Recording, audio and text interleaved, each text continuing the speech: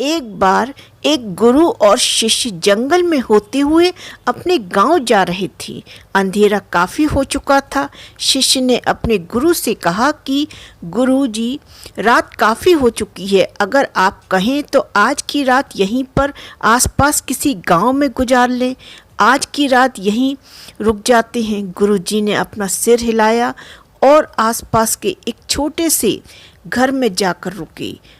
अब जैसे ही वहां गए तो गुरु के शिष्य ने दरवाज़ा खटखटाया। उस घर से एक गरीब आदमी बाहर आया तो गुरुजी ने बोला, हम अपने गांव जा रहे थे, लेकिन काफ़ी रात होने की वजह से हमने इसी गांव में रुकने का सोचा।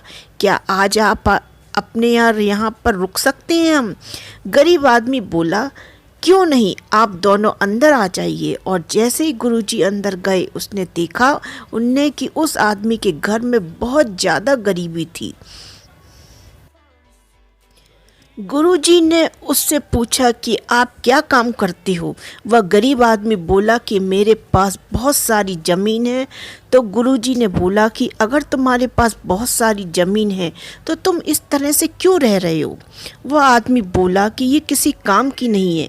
गांव वाले बोलते हैं कि ये बंजर ज़मीन है, यहाँ पर कुछ भी उगाई नहीं जा सकती, यहाँ फसल उगाना तो बहुत बड़ी बेवकूफ़ी है।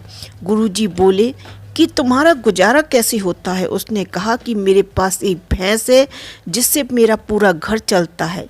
ये लोग सुनने के बाद गुरुजी सो जाते हैं और रात में जब सब लोग सो रहे होते हैं तब गुरुजी अपने शिष्य को उठाते हैं और उस गरीब आदमी की भैंस लेकर अपने गांव चले जाते हैं।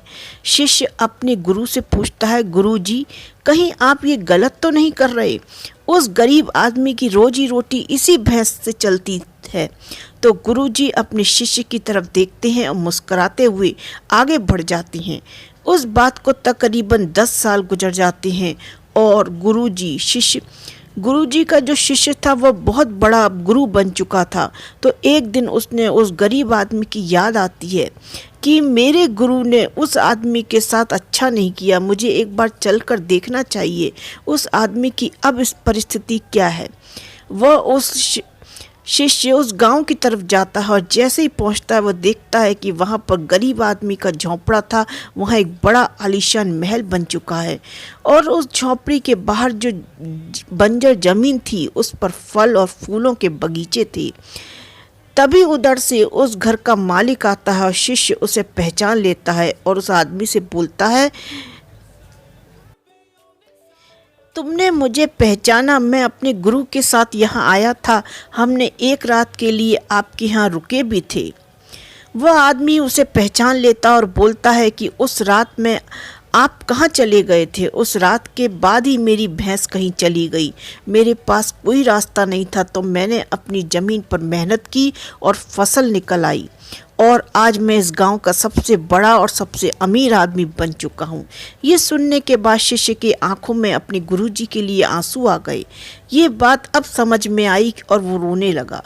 इस कहानी से हमें ये शिक्षा मिलती है कि हमारे अंदर ऐसी बहुत से टैलेंट छुपा हुआ है, लेकिन हमें कोई ना कोई चीज़ रुका कर रखती है। वो आपके फैमिली वाले भी हो सकते हैं, आपकी जॉब भी हो सकती है, कुछ और भी हो सकता है। देखिए, आपके पास भी तो भैंस की जैसी कोई दूसरी चीज़ नहीं है जिसने आपको आगे बढ़ने से रोक रखा है।